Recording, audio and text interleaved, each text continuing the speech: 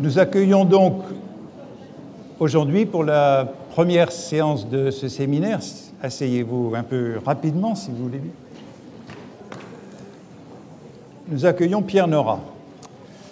Je ne vais pas perdre de temps à le présenter parce qu'il est déjà venu ici il n'y a pas très longtemps. Et il est venu il y a 2 ans, 3 ans peut-être, lorsque le séminaire portait sur l'année 1966 pour parler du lancement de la collection des bibliothèques des sciences humaines. Cette année-là, c'était l'un des événements importants de la vie culturelle de cette année-là. Je voudrais juste vous expliquer pourquoi j'ai eu envie de le faire venir, revenir cette année pour parler de Proust. Il y a 2 raisons. La première, je la raconterai comme ceci. Au milieu des années 1980, pas 1880, 1980, j'ai eu la chance de faire l'édition pour Folio du côté de chez Swann. J'avais fini Sodome et Gomorrhe pour la Pléiade. Il y avait des difficultés pour l'édition du côté de chez Swann dans la Pléiade, l'édition n'était pas du tout prête, et les éditions Gallimard voulaient qu'il y ait un folio prêt pour sortir en même temps que la Pléiade, et j'ai eu la chance qu'on me demande de le faire, et la personne qui m'a demandé de le faire, c'était André Fermigier, qui dirigeait Folio Classique à l'époque. Et la rencontre d'André Fermigier a été pour moi une rencontre importante, l'une des rencontres importantes dans ma vie. Un jour que je dînais avec lui, je ne l'ai connu pas très longtemps puisqu'il est mort en 1988, j'ai connu 3 ans à peu près. Un jour que je dînais avec lui dans un restaurant de la rue qui va du marché Saint-Germain à la rue des Canettes et dont j'oublie le nom, j'ai découvert que je lui devais toutes les lectures de mon adolescence. Et ça a été une grande surprise parce qu'à l'époque, dans les années 60, autour de 1965, il s'occupait du livre de poche classique. Et que dans le livre de poche classique, il avait publié tous les livres qu'adolescent je lisais. Par exemple, Le culte du moi, sous une magnifique couverture de Pierre Faucheux, et les Proust. C'est lui qui a publié les Proust dans la collection du livre de poche sous ces belles couvertures de manuscrits et de photographies au milieu des années 60. Et c'était curieux de découvrir qu'il y avait une sorte de Deus ex machina qui dictait les livres que je lisais. J'ai donc fait du côté de chez Swann pour lui. Et puis il a été malade et il est mort assez rapidement. Et 2 ou 3 ans plus tard, Pierre Nora m'a invité à avoir plusieurs conversations avec lui lorsqu'il préparait les lieux de mémoire et qu'il comptait écrire un article sur Proust dans les lieux de mémoire. Et nous avons eu plusieurs conversations sur cet article jusqu'au moment où un jour Pierre m'a appelé en me disant « Je n'ai pas le temps de faire cet article, pouvez-vous le faire ?» Ce qui était un très beau cadeau. Mais au cours de ces conversations, j'ai appris qu'il avait lu à la recherche du temps perdu, à la fin des années 1940, avec André Fermigier, qu'il avait initié à la lecture de Proust. Donc il y a cette première raison, j'avais envie de le faire venir pour nous parler d'une lecture de Proust sous la direction d'André Fermigier. Alors, certains d'entre vous connaissent André Fermigier comme l'historien de l'art, comme le chroniqueur du Nouvel Observateur, chroniqueur d'art et chroniqueur d'architecture, comme dans les dernières années de sa vie, le militant contre la pyramide du Louvre. Mais il y a toute cette action d'éditeur. Peut-être faut-il rappeler que lorsqu'il était éditeur au livre de poche classique dans les années 60, c'était avec Bernard de Fallois. C'était sous la direction de Bernard de Fallois et de Guy Scheller, de grands éditeurs à qui nous devons beaucoup. Donc j'avais envie que Pierre Nora nous parle d'André Fermigier, une sorte de qui était un personnage proustien. Lorsque je faisais l'édition du côté de chez Swann, pour lui, j'avais l'impression d'être un imposteur, un usurpateur, puisqu'il vivait ce texte de beaucoup plus près que moi. Et alors l'autre raison, c'est évidemment la proximité de l'entreprise, des lieux de mémoire et de la recherche du temps perdu et de la mémoire proustienne, sujet auquel j'avais un petit peu essayé de toucher dans cet article sur Proust dans les lieux de mémoire, mais sujet qui était évidemment au cœur de toute l'entreprise à laquelle Pierre Nora s'était consacré. Donc voilà au moins les deux premiers points que j'aimerais bien que vous évoquiez devant nous. Pierre, à vous. Eh bien, bonsoir à tous et à toutes. Et je trouve que c'est une idée audacieuse et peut-être imprudente que Antoine Compagnon a eue de demander à des personnalités aussi différentes que Pierre Boulez ou Alain Caunes de venir parler de leur approche et de leur rapport à Proust. Il vous a dit tout de suite pourquoi il avait été amené à me le demander. C'est donc en fait de ces deux sujets que je vais vous parler, avant peut-être, pour terminer, puisque c'est le centenaire, de s'interroger sur le destin, sur l'avenir de l'œuvre proustienne au lendemain de ce centenaire. Alors effectivement, j'ai un souvenir extrêmement précis de la date et des conditions dans lesquelles j'ai lu Proust. C'était après le bac, en 1947, dans l'été d'une maison familiale près de Paris, qui existe toujours, et où, dans une petite alcôve devant les prés, je m'étais promis de lire Proust. Et pendant 15 jours, j'ai lu un volume par jour de cette ancienne et première édition de Proust chez Gallimard, bien avant que n'existe le Proust de la Pléiade. Il n'y avait que cette édition en 12 ou 15 volumes. 15 jours d'enfoncement et de découverte dont je suis sorti transformé, épuisé, et pour tout vous dire, je n'ai jamais relu Proust. Je l'ai consulté, j'ai essayé de retrouver les passages, et peut-être d'ailleurs par une espèce de crainte sacrée devant cette attirance vertigineuse de Proust et un désir, une forme de refus de se laisser aller à cet envoûtement proustien. Et c'est à ce moment-là qu'effectivement, j'ai reçu de André Fermigier, dont je venais de faire la connaissance, d'ailleurs dans des conditions très universitaires, puisque dans ma classe de première, un jeune normalien qui s'appelait Jacques Guicharneau, qui a depuis fait sa carrière à Yale, était venu faire son stage d'agrégation, m'avait repéré, si j'ose dire, sur une copie sur Bérénice, et m'avait emmené au bal de l'École normale supérieure, où j'avais rencontré Proust. Oui, j'ai tout dit. André Fermigier, qui a eu certainement pour moi, disons, une de ces amitiés effervescentes et passionnées, respectueuses. Il était homosexuel, et donc j'avais une quinzaine d'années, et lui en avait donc à peu près 22 ou 23. Et si j'ai eu une énorme correspondance de Fermigier, et évidemment, je me suis replongé dans cette correspondance à la demande, à la sollicitation d'Antoine Compagnon.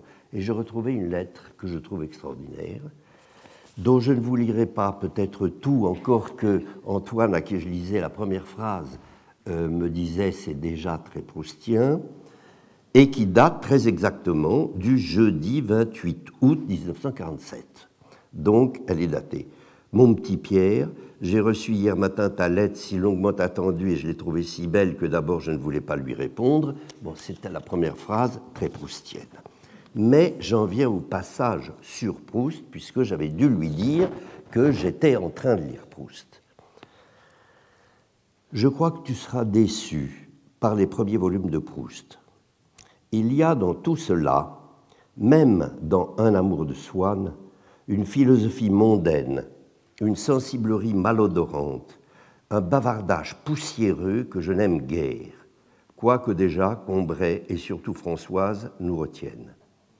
Mais il faut arriver jusqu'à Sodome pour pénétrer dans ce monde éblouissant et cruel et apercevoir sur cette face d'enfant sage et rusé les noirs serpents écumeux de la folie.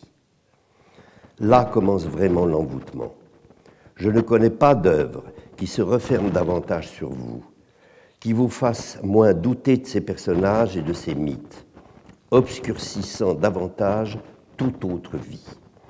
Et là encore, ce n'est pas le grand romancier que j'aime en Proust, mais sa bêtise, sa vulgarité d'homme du monde, ses cachotteries, ses mensonges, sa culture odieuse à force de virtuosité et de cabotinage, ses prodigieux talents de causeur, sa vision burlesque et hallucinée du détail le plus humble, et par-dessus tout, sa gaieté nerveuse et méchante, la monstrueuse frivolité qui est son enfer. J'essaierai de t'envoyer Sodome et Gomorrhe avant ton retour. Vous voyez que c'est passionnant, c'est une lettre évidemment qui est la fin, c'est le Proust entraîné dans la folie, c'est une très belle lettre, ce n'est pas la peine besoin de la commenter. Et il y avait, si j'ai fourché sur le nom de Proust et de Fermigier, s'il y avait évidemment, et Antoine Compagnon l'a dit, une sorte de Proust inaccompli, dans ce personnage dont nous n'avons eu que la menue monnaie d'un talent qui était très original, qui mélangeait une saveur de la France à la Valérie Larbaud, le cœur frais de la France, au Stendhal des mémoires d'un touriste voyageur et découvreur du patrimoine national, un grand historien d'art qui a été maintenu, il faut dire, par Chastel, votre ancien confrère du Collège de France, peut-être par une sorte de demi-jalousie en dehors des circuits universitaires, et qui, de son côté, avait fondé cette collection dont vous parliez, qui était la première en France d'histoire de l'art illustrée dans le livre de poche, avant de faire le folio classique chez Gallimard, où je l'avais fait entrer, et qui avait écrit un Picasso, un Bonnard, un Toulouse-Lautrec, un Courbet, un Millet, et c'est peut-être au fond la menue monnaie de tous ces articles qu'il m'a demandé, juste sur son lit de mort, de réunir, et que j'ai réuni comme éditeur en 3 volumes. L'un qui était les Chroniques du beurre, c'est le titre que je leur ai donné chez Gallimard, et qui réunissait ces chroniques essentiellement faites dans l'Observateur, que certains d'entre vous peut-être ont lu à l'époque, pour les plus âgés d'ici, et qui sont éblouissantes absolument de drôlerie, de méchanceté, je me souviens d'une qui s'appelle La vie de château et qui explique comment il faut se faire inviter chez des gens riches pour passer l'été, mais chasser les enfants, les grands-mères, pour n'avoir que la bonne nourriture et le bon temps, ou un autre, après 1969, et les élections qui avaient été très à droite, et où il expliquait comment il fallait voyager en France en évitant les départements qui avaient voté à droite, avec une aisance qui leur permettait de découvrir tout un patrimoine national merveilleux, en même temps que de trouver d'excellents restaurants. Eh bien, cette espèce de personnage a certainement eu à beaucoup d'égards quelque chose de proustien. Mais je dirais qu'il s'est d'une certaine façon dédoublé en Proust, parce que nous étions à l'époque liés avec une autre personne qui est devenue beaucoup plus connue après, c'est Jean-François Revel. Et si j'évoque Jean-François Revel, c'est d'abord parce qu'il ne faut pas que vous pensiez au personnage que beaucoup ont pu lire, connaître, remarquable éditorialiste de l'Express et du Point, pamphlétaire politique qui a tourné à droite à beaucoup d'égards, le Jean-François, qui s'appelait Ricard d'ailleurs à l'époque, puisque Revel est son nom de plume, que j'ai connu et que nous avons beaucoup aimé, était très différent, une sorte d'anarchiste de gauche à l'époque non maigre et chevelu, d'une tonicité vitale, d'une curiosité générale, d'une boulimie de curiosité intellectuelle tonitruante, et qui avait été le camarade de Fermigier à Florence, où Florence avait accueilli André comme attaché culturel quelques années après, et à 25-28 ans, et Jean-François comme professeur. Ils étaient devenus très liés, très amis. Je me souviens d'ailleurs du premier jour où André Fermigier, très charlusien, m'avait dit « J'ai connu à Florence un garçon, pas bête, un peu lourd normalien, mais qui sait des choses, et surtout, il m'écoute », dans un ton tout à fait charlusien. Et effectivement, Jean-François a beaucoup écouté André sur deux points, sur l'Italie, où ils ont vécu, et il a écrit ce petit livre pour l'Italie, et sur Proust, et il a écrit ce livre dont je voudrais vous parler, qui s'appelle « Sur Proust », et qui est dédié d'ailleurs à André Fermigier.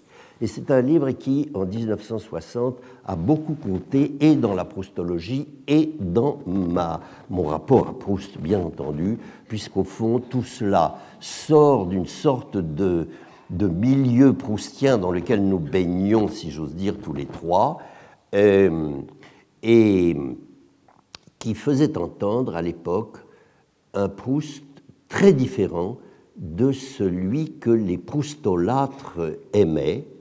Et d'ailleurs, les proustolâtres n'ont pas aimé ce livre du tout, car il prenait le contre-pied du Proust psychologue, moraliste, intérieur, pour faire apparaître un Proust lié au monde réel, un Proust comique, un Proust social, un Proust politique, un Proust dont le principal mérite était une sorte de capacité enregistreuse et sismographique de tout ce qui se passait autour de lui, sur tous les plans. Et il suffit de lire, je vais me permettre de le faire, simplement le premier paragraphe et le dernier, pour que vous compreniez à la fois la tonicité, le punch intellectuel étonnant que Revel a eu. Et d'ailleurs, il suffit de rappeler la giclée de livres étonnants qu'en 5 ans, le jeune Ricard, appelé Revel, a sorti de 1957 à 1962 pour comprendre cette vitalité créatrice éruptive. Il y a eu l'histoire de Flore, qui, chose étonnante chez cet adepte d'un rationalisme à tout crin, était le récit de son embardé chez Gurdjieff, qui était un gourou asiatico-zen qui avait gourouisé une jeune femme très intéressante qui s'appelait Yann Le Toumelin, qui était la sœur d'ailleurs du premier grand navigateur solitaire du Croisic jusqu'à l'Atlantique, à une époque où il n'y avait pas de radar ni de moyens et qui signalait une sorte de folie que la sœur partageait pour aller chez Gurdjieff, et dont Jean-François était tombé amoureux. Histoire de Flore et donc le récit de cette embartée bourgéfienne. Puis il y a eu Pourquoi des philosophes, qui était un pamphlet anti-structuraliste, anti-existentialiste, contre toute la philosophie ambiante qui était en train de naître à l'époque. Et un troisième qui était pour l'Italie, précisément, et un autre, puisque le général de Gaulle venait de prendre le pouvoir en 1958, qui était anti-de Gaulle. Et pour dire la première phrase qui vous manifestait, moi je trouve, j'aurais voulu l'aimer, la trouver cette phrase, le général de Gaulle a raison de se prendre pour la France, il a tort de croire que ça l'honore. Je trouvais que c'était une excellente phrase d'attaque. Et enfin, ce Proust, très influencé par Fermigier, et qui commence par ce premier chapitre, Proust et la vie. À la recherche du temps perdu est un des livres les plus homogènes qui soit, œuvre d'un écrivain qui domine de toute sa maturité ce qu'il dit, qui pourrait en dire beaucoup plus long, le dire autrement, qui ne se vante pas, mais auquel tout ce qu'il raconte ou l'équivalent est vraiment arrivé. Enfin, qui donne l'explication d'une chose parce qu'il a vraiment cru la comprendre ainsi et qu'il ne pense pas avoir beaucoup de chances de trouver mieux par la suite, et non pas par goût de la théorie. Livre homogène, certes, et pourtant jusqu'à certains points seulement, car on a l'impression parfois que Proust incorpora sa pensée présente, traduite dans sa formulation d'homme mûr, et en les conférant par là une autorité et un poids qu'elle ne possédait peut-être pas à l'origine, des idées conçues, élaborées, récitées dans son fort intérieur, à toutes les époques de sa vie.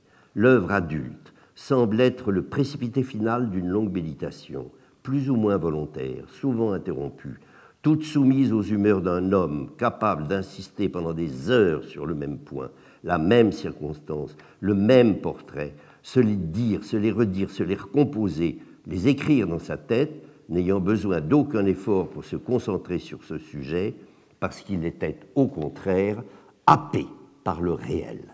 Alors vous voyez, c'était bien le happé par le réel. Et la fin même qui explique cette espèce de rapport direct de familiarité à Proust, dans l'aspect négatif de sa critique de Sainte-Beuve, Proust a donc raison, car il y a une seule manière de parler d'un auteur, il y a une condition fondamentale qu'il faut remplir, il faut que ce qui lui importait vous importe. Parler d'un auteur, c'est dire en prenant appui sur lui ce qu'on pense soi-même de ce dont il a parlé. Et en effet, les chapitres, Proust et les snobs, Proust et la politique, Proust et l'amour, la vérité sur les autres, on sent bien que c'est un point de vue très original et un livre extraordinairement tonique qu'il avait ainsi écrit.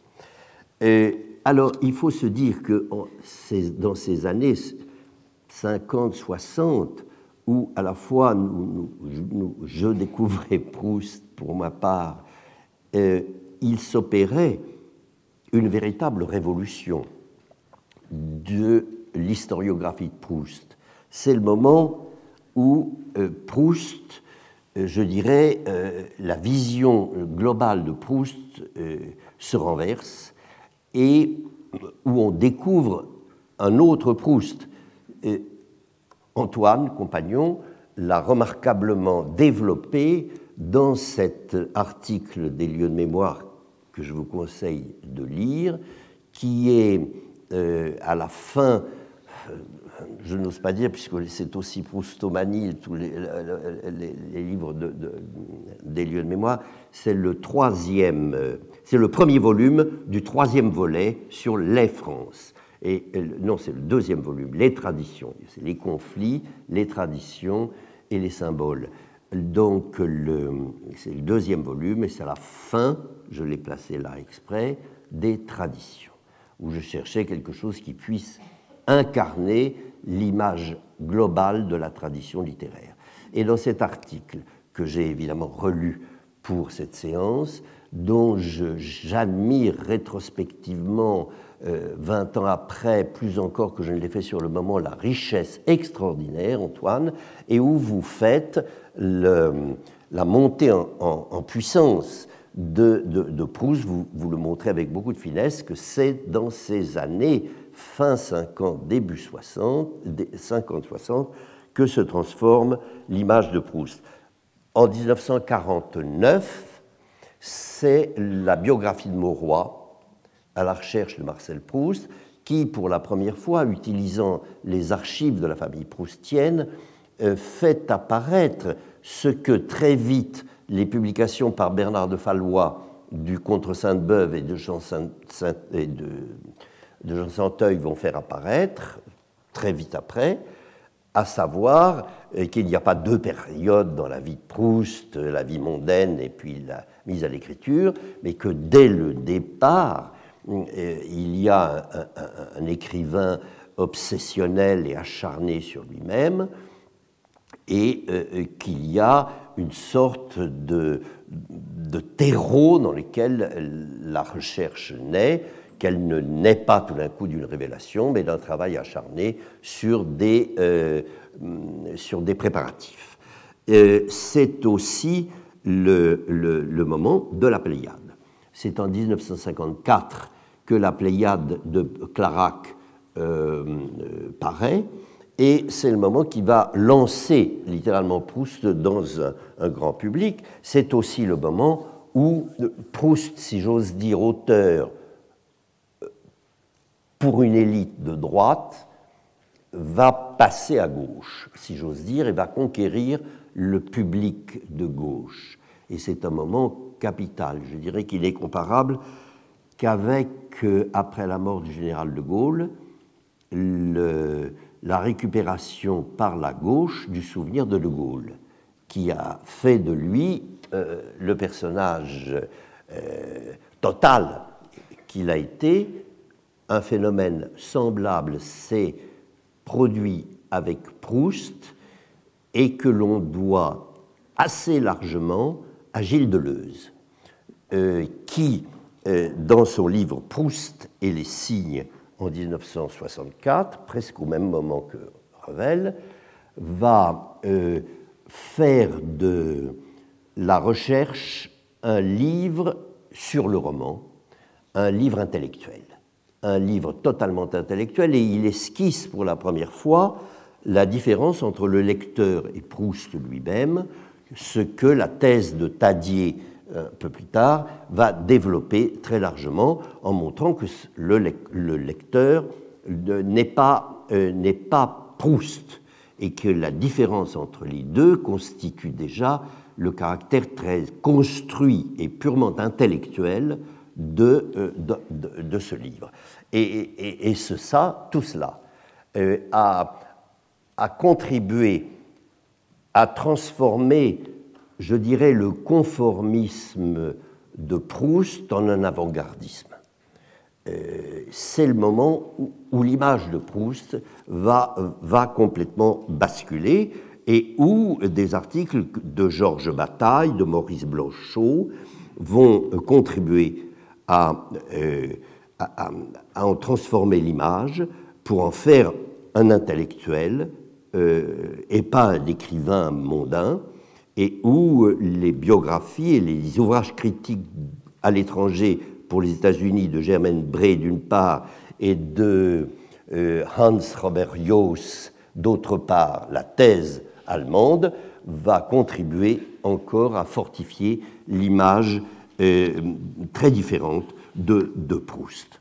Alors, voilà, c'est ce moment, si vous voulez, de découverte très violente qui, je dirais, a probablement changé suffisamment mon existence pour que un certain Proust ait inconsciemment, je dirais, pas tellement inconsciemment, cheminé dans mon propre travail personnel et que, comme vous l'évoquiez, les lieux de mémoire sont une entreprise où se retrouvent d'hommages, des concordances évidentes à Proust.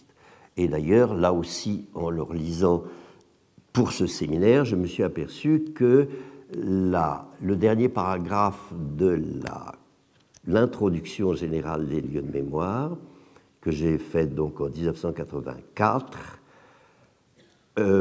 se termine sur Proust. Je n'y avais pas fait attention, mais ce dernier paragraphe est une allusion à Proust et où j'essaie d'évoquer le passage global dans notre civilisation de la mémoire, nationale dans mon cas, à l'histoire, telle que je vais essayer de la faire, à ce réveil du deuil de l'amour que Proust avait si bien décrit et où le drame est de ne plus aimer comme on a aimé, de ne plus être investi sur l'objet de son amour, avec seulement plus les raisons du cœur et seulement les raisons de la tête, c'est-à-dire le passage de la mémoire à l'histoire. Alors, c'est rétrospectivement, et à vrai dire avec votre aide, que je me suis dit qu'il y avait là, en effet, des allusions, des échos, des hommages, des concordances que, si j'essaie de les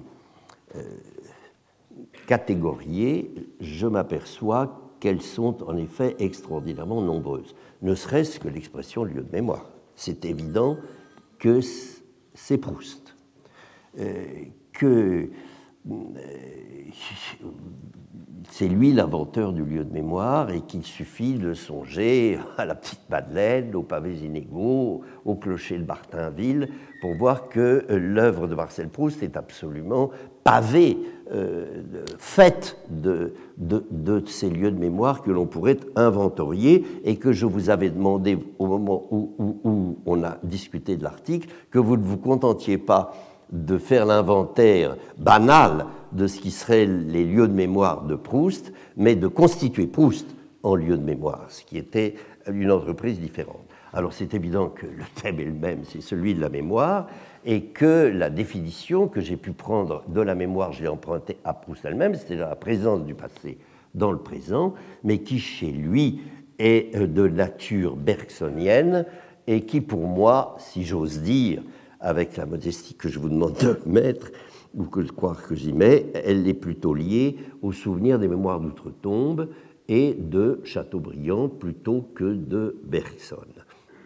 Mais il est évident qu'à l'époque où je commençais à réfléchir à ces questions, cette préoccupation de la mémoire était quand même, si j'ose dire, du côté de Proust ou du côté de Chateaubriand, à une époque où l'historiographie était marquée surtout par l'école des annales et par une histoire de type économique et social liée à la Brousse et à Braudel, beaucoup plus qu'à une sorte d'histoire où la dimension littéraire, la dimension psychologique, la dimension affective, la dimension mémorielle, la dimension spirituelle et psychique était quand même fortement absente de l'approche de l'histoire.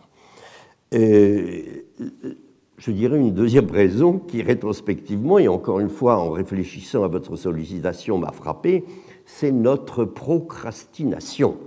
C'est-à-dire que Proust a quand même mis très longtemps à arriver à cette espèce de cristallisation soudaine de la recherche à travers le Contre Sainte-Beuve et à travers des épisodes psychologiques, personnels et biographiques. Je dirais, moi, c'est autre chose. J'ai beaucoup procrastiné. J'ai piétiné pendant des années autour de mon sujet que je ne trouvais pas.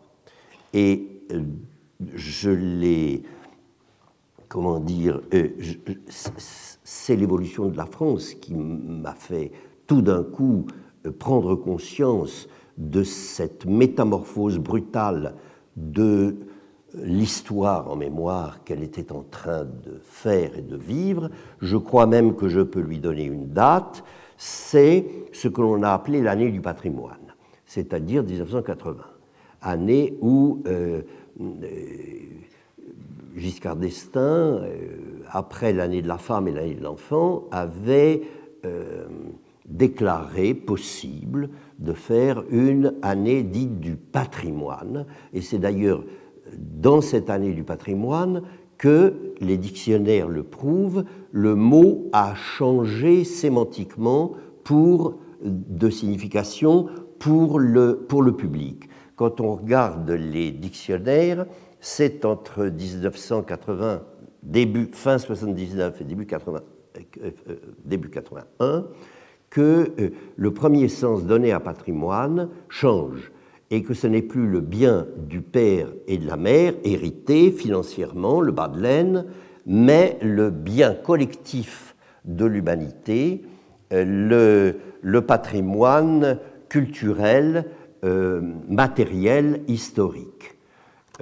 C'est donc bien la preuve que c'est à ce moment-là que quelque chose du sentiment du passé, du sentiment de l'histoire, est en train de basculer. Alors, il y a eu, à ce moment-là, et pour moi, c'est très simple, je connais très bien la genèse de cette idée.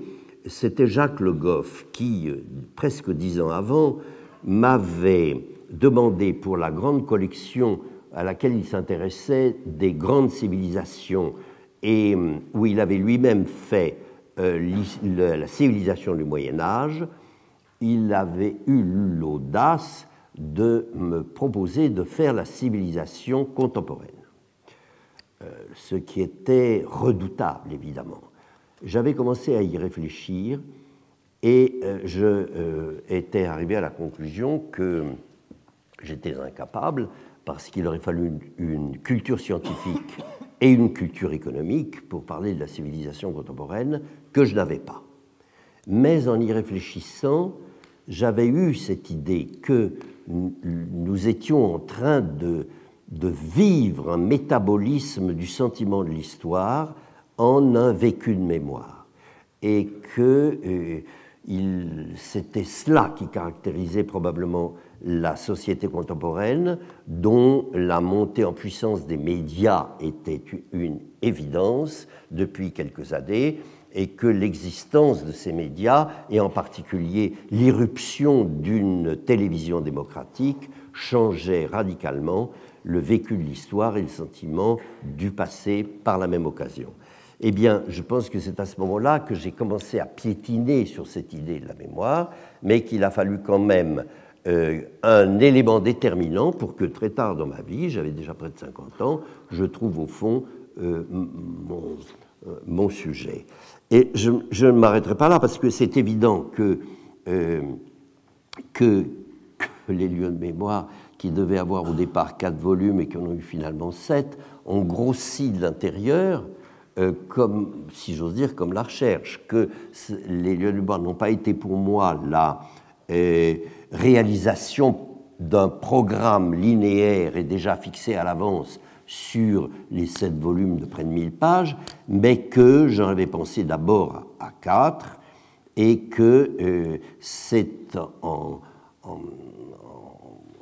de l'intérieur, dans un ouvrage en quelque sorte en abîme et en cercle, que le livre s'est développé, au point que de la même manière que la recherche définit les conditions de sa propre naissance et fait sa propre histoire, puisque c'est un livre en abîme, de la même façon, j'ai pu terminer ce livre sur la mémoire par une réflexion sur la commémoration, c'est-à-dire en fait par la tyrannie que la mémoire elle-même exerçait sur notre époque et dont cette tentative d'historien était un effort pour dominer l'hégémonie et l'empire que la mémoire elle-même imprimait sur l'époque. Il y a là quelque chose d'assez semblable, si vous voulez, et j'y ajouterai quelque chose qui frappe aussi quand on y réfléchit, c'est que de la même façon que les lieux de enfin, ce qui caractérise les lieux de mémoire, c'est l'explosion d'une histoire en récit, d'une histoire chronologique, d'une histoire qui se développe en en atomes de mémoire et en objets d'histoire qui sont indépendants les uns des autres, mais qui chacun symbolise le tout. Et on a assez dit que la recherche du temps perdu était la rupture du lien chronologique total et que procédait elle aussi par instant, par moment, par une succession de moments indépendants les uns des autres, mais que le livre lui-même était fait de recouvrement de ces moments indépendants et qui ne se juxtaposaient pas les uns aux autres. Autrement dit, dans les deux cas, c'est une certaine forme d'irruption du discontinu dans le roman ou dans la littérature, comme ça a été dans l'histoire, ce qui a d'ailleurs à la fois déconcerté et fait l'originalité de cette entreprise.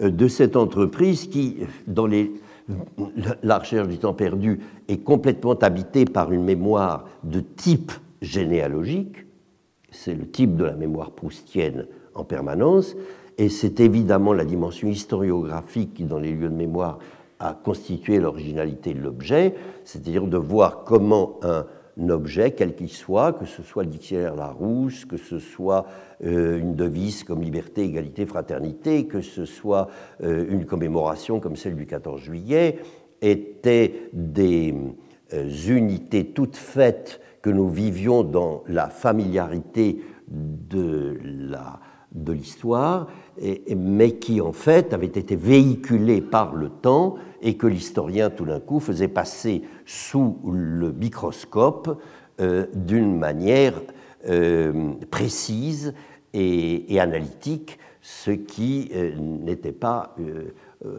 fait en général. Alors, évidemment, c'est la recherche est une forme d'encyclopédie de la mémoire littéraire et culturelle. Je n'ose pas dire que les lieux de mémoire ont voulu être, mais ils l'ont été, une encyclopédie de la mémoire historique, une sorte de méta-livre, si j'ose dire, qui transforme un livre mémoire en un livre miroir. Alors je crois que, pour terminer sur ce point, on a vécu à ces moments-là, à celui qu'a correspondu dans l'histoire de la discipline les lieux de mémoire, une transformation parallèle dans le sentiment de la littérature. Au fond, depuis ces années-là, si on demandait aux Français quels sont les plus grands livres d'histoire, les plus grands livres de la littérature, on observerait une grande transformation. Il dirait assez volontiers, je pense, que les plus grands livres de la littérature française, c'est Montaigne, les Essais, ce serait les Mémoires d'outre-tombe, ce serait les Proust. Et qu'on observe probablement un évanouissement de la littérature romanesque traditionnelle au profit d'une littérature du moi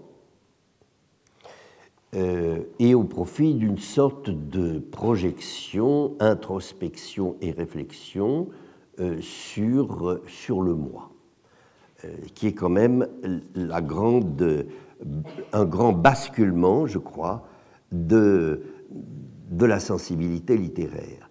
Et je pense qu'on pourrait probablement retrouver dans la sensibilité historiographique, dans la sensibilité des historiens, un tournant analogue que nous continuons aujourd'hui à voir et qui serait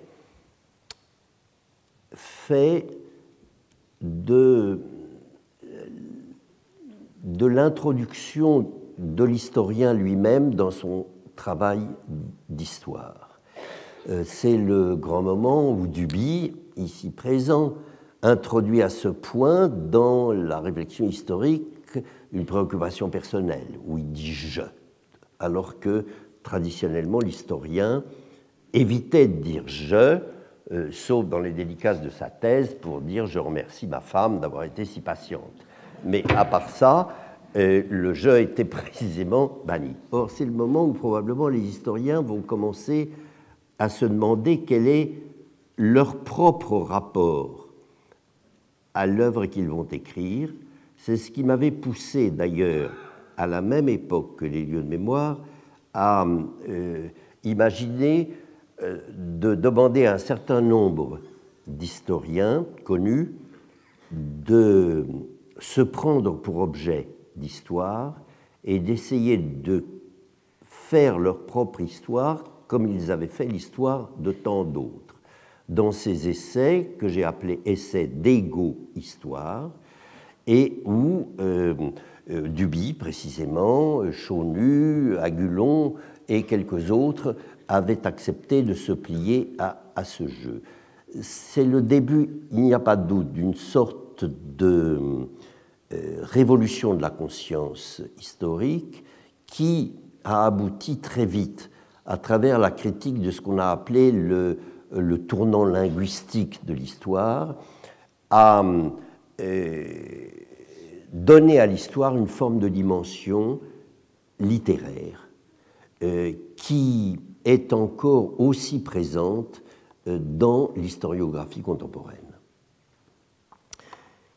Alors voilà, je pense qu'il y a eu de très forts échos et que, disons, Proust a cheminé sourdement, secrètement et intensément dans ce travail d'historien auquel je me suis livré personnellement.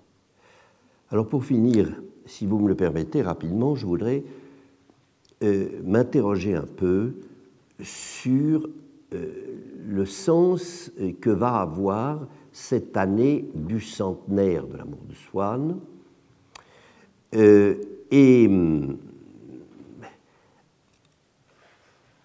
demander si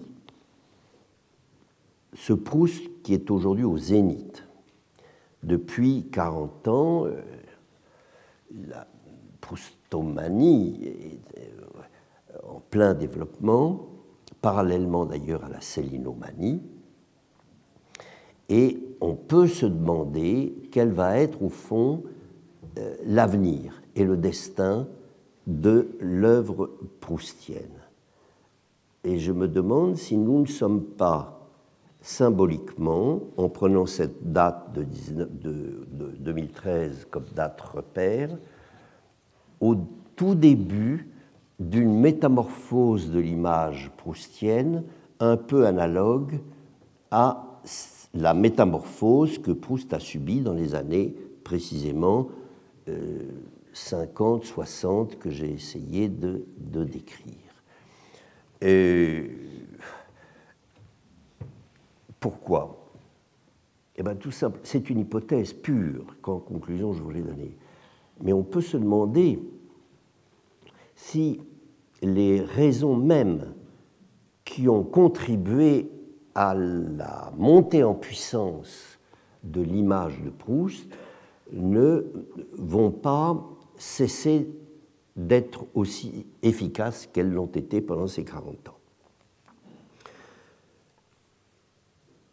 Si au fond on voulait essayer de caractériser les grandes raisons historiques pour lesquelles il y a eu cette montée en puissance, cette montée au pinacle de Proust, sans vouloir réduire la chose à ces quelques raisons, la première, et je crois que vous le soulignez ou vous l'indiquiez déjà dans votre article, le début, c'est que cette montée, cette transformation dans les années 50-60 de l'image de Proust a été symétrique avec la montée en puissance de la société de consommation.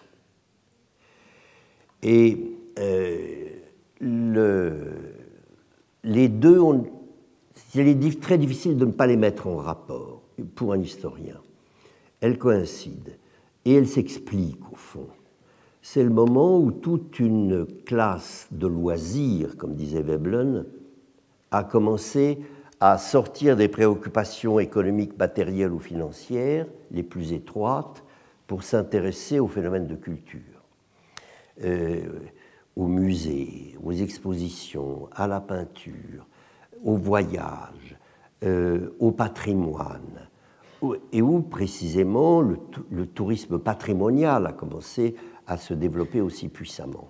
Bref, il y aurait une réflexion, je crois, à mener de ce côté-là, la coïncidence entre l'avènement de la société de consommation, bizarrement, et la distinction proustienne, si j'ose dire, pour employer un terme bourdivin à la Bourdieu, de la distinction. C'est certainement une des raisons et une piste. Or, avec la crise, il est fort possible que cette société de consommation épuise ses premiers effets et on sent que quelque chose pourrait s'esquisser de ce côté-là. La deuxième raison est absolument évidente, c'est la montée en puissance de la psychanalyse qui a tout à fait coïncidé et de la psychanalyse de type lacanien en France avec la montée en puissance de Proust. Et je suis d'ailleurs étonné que vous n'ayez pas demandé à un psychanalyste son rapport à Proust. Un mathématicien, un archéologue, oui, mais un psychanalyste, c'est une évidence que la démocratisation de la psychanalyse, si j'ose dire, l'élargissement du rapport à la psychanalyse et avec Proust est complètement à mettre en rapport. Et là encore, cette démocratisation a presque abouti à une sorte de routinisation. La psychanalyse n'a plus son côté effervescent et anticonformiste qu'elle avait dans ces années 60-70. Et d'une certaine façon, cette raison de la proustomanie peut peut-être s'émousser, disons. Il y en aurait une évidemment évidente, c'est l'homosexualité. Proust, ou la montée en puissance de l'image proustienne serait incompréhensible sans la montée en puissance dans la société de l'homosexualité. Je dirais même plus, c'est quand même son homosexualité qui a transformé l'image d'un Proust mondain qui serait un homosexuel parce que mondain ou un mondain parce qu'homosexuel, enfin les deux, en un critique de ce monde du snobisme et un homme de l'écart, de la distance, et qui précisément a cette dimension de critique intellectuelle par rapport au monde de la mondanité, et c'est son homosexualité qui, là encore, a contribué à faire de son conformisme mondain un avant-gardisme critique, à beaucoup d'égards. Or, je dirais la même chose du fait qu'il était juif. Là encore, on ne peut pas ne pas mettre en rapport cette Ursprung, si j'ose dire, pour employer un mot heideggerien ou allemand, de Proust, avec la métamorphose de l'identité juive et la montée en puissance de la Shoah. Et si étrange que cela puisse être, il y a le critique politique social, le critique de la guerre de 14,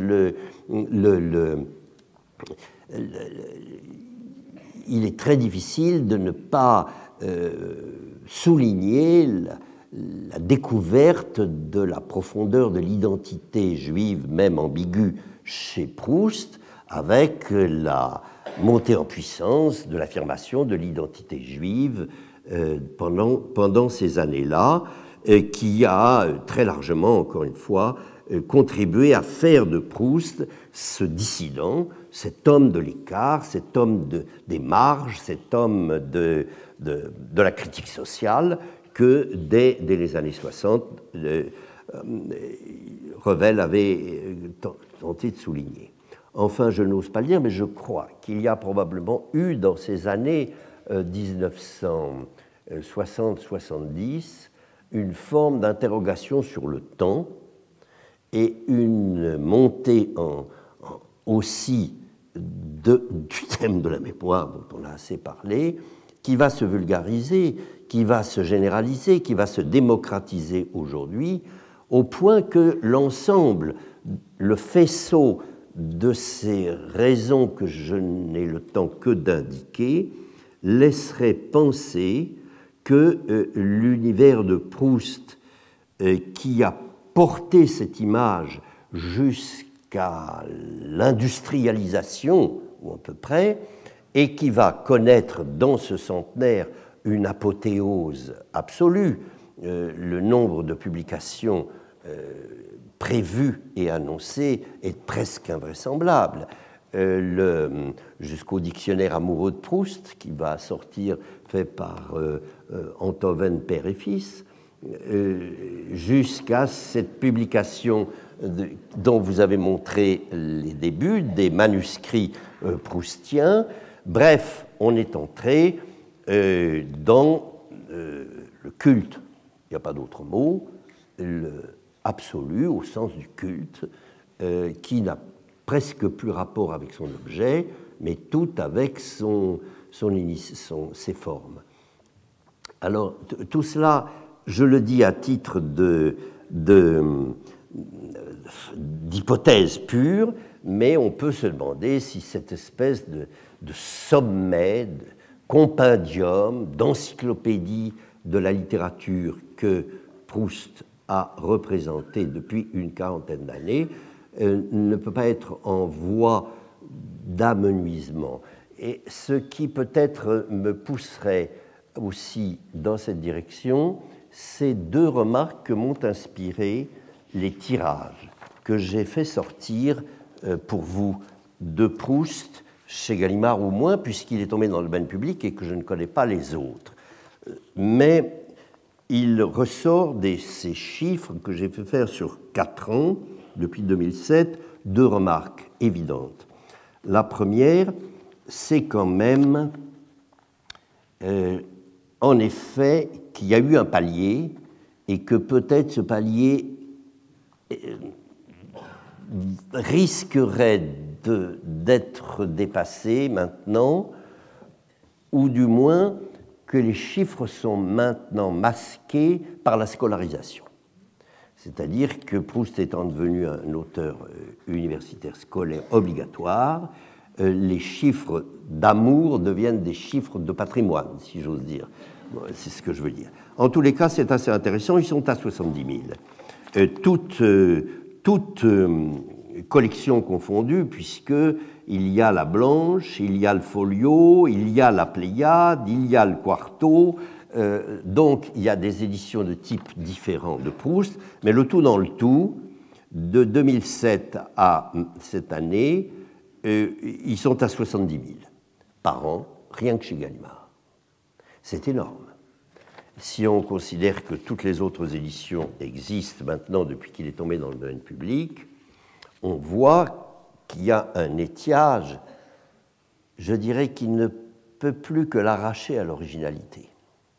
Il n'y a plus d'originalité à lire Proust, c'est même obligatoire. Puis la deuxième remarque que ces chiffres indiquent et supposent, c'est qu'il y a une concentration sur un titre, qui est l'amour de Swann. Qui est un amour de Swann maintenant. Ah oui. Oui, 45 000, je veux dire, c'est 3 fois plus que tout le reste. Donc je pense qu'en tous les cas, et on va le voir pour du côté de chez Swann si vous voulez, il y aura, et c'est un phénomène qui touche probablement tous les classiques, et qui signalerait donc l'entrée de Proust définitivement dans le domaine des classiques, car tous les classiques voient leur œuvre presque se concentrer sur un titre. Et celle-là, c'est Swann. Et le reste ne sera, est beaucoup moins lu. Alors, je pense que tous ces faisceaux indicateurs amènent à une conclusion qui est absolument évidente. C'est que pour lire Proust, il faut du temps, il faut cette société de la lecture lente que nous sommes en train de quitter. Et c'est ça qui tuera le plus l'ensemble de la lecture de la recherche pour le concentrer sur un seul livre, c'est que le temps des vacances où je pouvais lire pendant 15 jours un volume de Proust appartient à un univers que nous sommes en train et que nous avons déjà quitté. Voilà. Merci.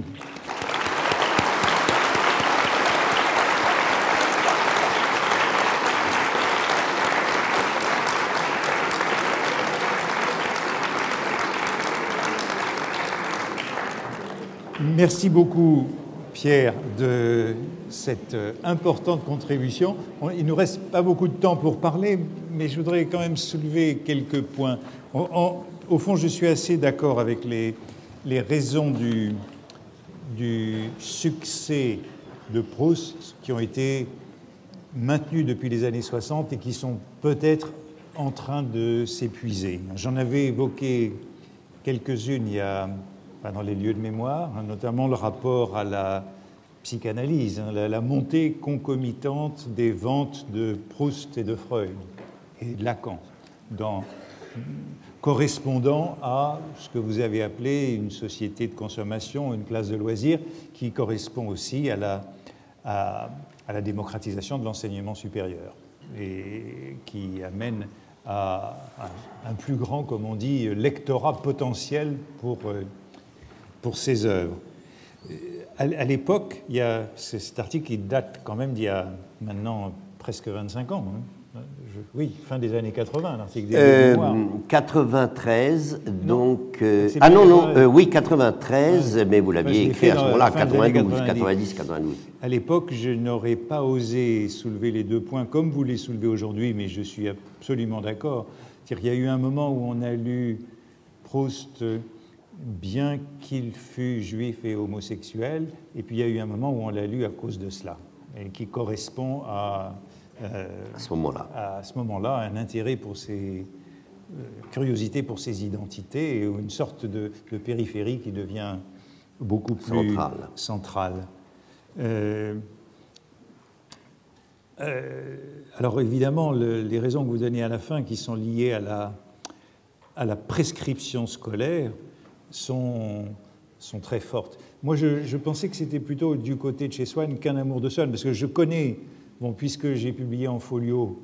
c'est un amour de Swann. Du côté de chez Swann et Sodome et Gomorrhe, je reçois chaque année les chiffres pour du côté de chez Swann et Sodome et Gomorrhe, et les chiffres du côté de chez Swann sont assez stables, et il y a une grande règle que j'énonçais déjà à l'époque et qui se maintient jusqu'à aujourd'hui, qui est que les ventes, quand on passe du côté de chez Swann à l'ombre des jeunes filles en fleurs, sont divisées par 2. Donc, les ventes du second volume sont donc la moitié des ventes du premier volume. Et ensuite, quand on passe au troisième volume... Je vais vous le donner. Ah, merci. C'était ça la règle, au doigt mouillé. Quand on passait au troisième volume, au côté de Guermantes, c'était encore divisé par 2. Donc, c'était divisé par 4 par rapport du côté de chez Swann, mais ensuite, c'était stable. C'est-à-dire qu'un lecteur qui avait franchi les 2 premiers volumes était accroché et les ventes étaient stables jusqu'au temps retrouvé. Alors, c'est plus le cas aujourd'hui ? Bon, alors c'est ça c'était des signes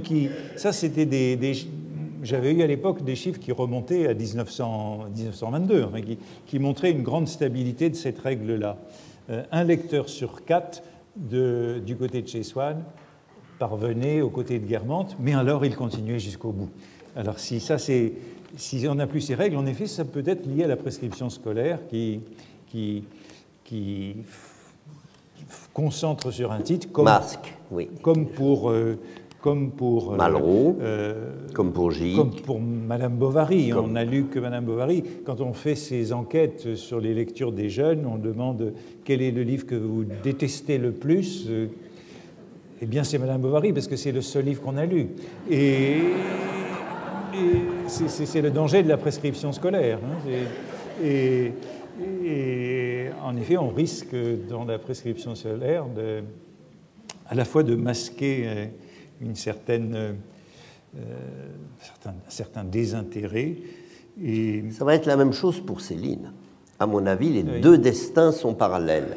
Et les raisons pour lesquelles Céline a lui aussi émergé de la malédiction vers la consécration totale vont également s'épuiser. Alors, oui, voilà. Les raisons pour lesquelles... Si c'est trop, c'est trop. Oui, oui. Oui, c'est le début de la fin, et enfin, on pourra bien lire Proust, entre nous. Mais les raisons pour lesquelles je n'ai pas cherché un psychanalyste, vous les avez données, c'est parce que la psychanalyse est moins effervescente aujourd'hui. J'ai beaucoup cherché un footballeur et un cuisinier, mais parce que ce sont des activités qui sont très attrayantes toujours et montantes, mais je n'ai pas cherché en effet le psychanalyste. C'est signe des temps. Merci beaucoup, Pierre. Merci à vous.